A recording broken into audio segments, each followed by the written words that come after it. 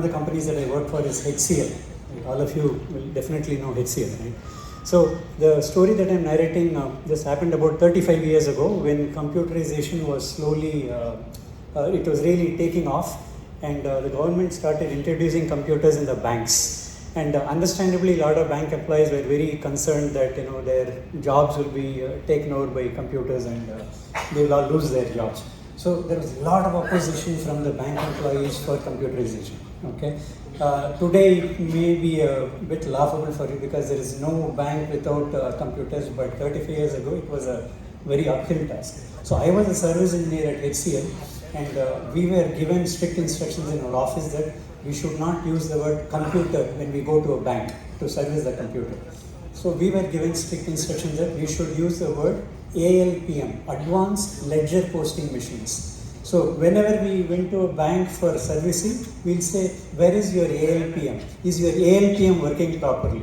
Right? We were strictly forbidden from using the word computers. Okay? So just like 35 years ago, lot of, not just banks, right? Many employees, they were very worried about the penetration of computerization and they lose their jobs.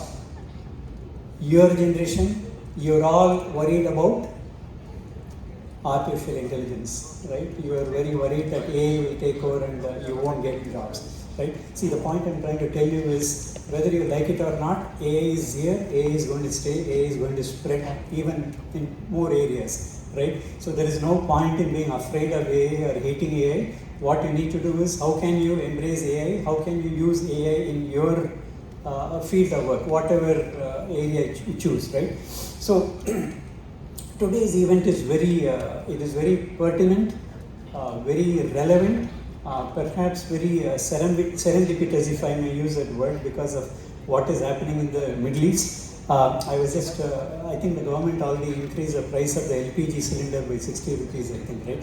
And I was watching TV in your dining area.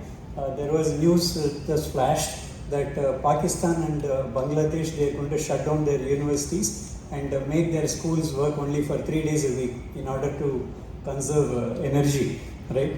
And unfortunately, ours is a country that is not blessed with immense natural resources like natural gas or crude oil, right? So an event like this is all the more relevant and important because for the next generation of engineers like you need to start thinking in terms of what is it that in what way can I contribute to make things better for our country, right?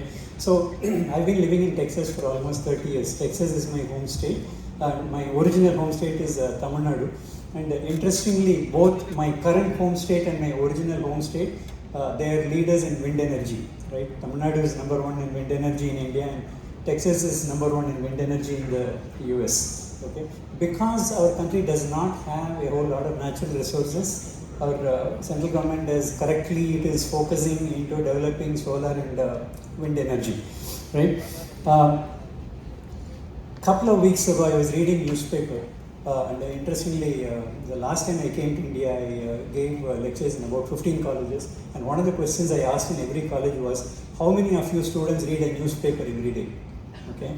I addressed a total of maybe 2,500 students in my last trip to India. Do you know how many students raised their hands? One out of 2,000 students reads a newspaper every day. It was really very shocking for me because all of you get your news from WhatsApp and Facebook and all that social media. 90% of which is not even true, right? Anyway, setting that aside. So just a couple of weeks before I came to India, there was a article in our local newspaper. It's called Houston Chronicle. For the very first time, generation from renewables overtook electricity generation from conventional resources, right? So Texas is a very big state. It's the second largest state in the US, and naturally, as could be expected, it's one of the top states in terms of energy consumption, right? So for the very first time, energy generation from wind, solar, and something else, maybe geothermal. So that overtook the generation of conventional fuels, which is a huge thing for Texas. And I sincerely hope and pray I want to see that news for Tamil Nadu or Andhra or some state in India or India as a whole soon. Okay, so since you're all students and you're all concerned about job opportunities, I have a lecture at 2:30 in the afternoon. I presume some of the or most of the students in this room, you're all going to be present for my lecture, and I'm going to be talking more about job opportunities. I'm going to be talking about things like utility scale battery storage, because it is more difficult to store electricity than it is to generate electricity. So we're going to be talking about things like utility scale battery storage, and I want you all to be thinking about these things because the next wave of jobs are going to be in areas like this. Okay, and I'm also going to be talking about how embedded systems, which is what my specialization really is, I'm going to talk about how embedded systems have enabled energy efficient appliances, how embedded systems is playing a very major role in energy conservation, but that's a topic for the afternoon. I'll just leave you with one thought. Just think of a ceiling fan, right? Ceiling fan has been around for 100 plus years. When I say ceiling fan, I'm talking about the fractional horsepower single phase induction motor based ceiling fan, whose power consumption is about 70 to 75 watts. And most of the students in this room know what is the latest technology ceiling fan, which has been introduced some 10 years ago. BLDC fan, whose power consumption is about 25 to 30 watts. So we have been able to bring down the consumption of the ceiling fan by more than 50%, right? And there are so many smart students here in this room who are very keen about getting into a core engineering job or embedded systems job. I want you all to start thinking about, okay, we have brought it down by 50%. Is there anything we can do to bring the power consumption of a BLDC fan from 30 watts to 25 watts or even 28 watts, right? You may ask, what's the big deal about bringing the power consumption by just 2 watts? Think of how many ceiling fans are there in India, probably 2 billion. That's a billion with a B, not a million with an M, right? So if we can just bring down the power consumption by just 2 watts, multiply 2 by 2 billion, right? We are talking about 4 billion watts, okay? That will eliminate the need to build a couple of new power plants, okay? So that is the kind of impact we are talking when we are talking about how embedded systems can result in more energy efficient systems, okay?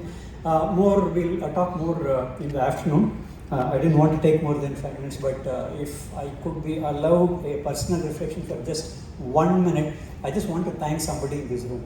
I have given about 115 guest lectures so far. I have been doing it for the last 10 years. And my very first guest lecture was at your campus in Chennai. VIT Chennai was my first guest lecture. So I reach out to a lot of colleges in India. I tell them, hey, this is my background and I'm coming to India. I'm interested in coming and giving a lecture in your college. The standard reply, if at all I get a reply, is, we will get back to you, sir. We will let you know, sir. So for a very long time, I very naively believed that they're really going to get back to me. I didn't realize that that is actually code for don't ever talk to me ever again. I'm not interested in seeing your face ever again. It took me a while to realize that that is what they're really talking about. But my experience with VIT was very different, and my experience with VIT Amravati was even more different. So from the very first time I initiated contact, it's been a pretty amazing experience. I don't know how Dr. Arulmozhi Varman does that, being a VC of a 20,000 strong university. Sometimes I used to get responses from within 10 minutes. Okay, so thank you very much, sir.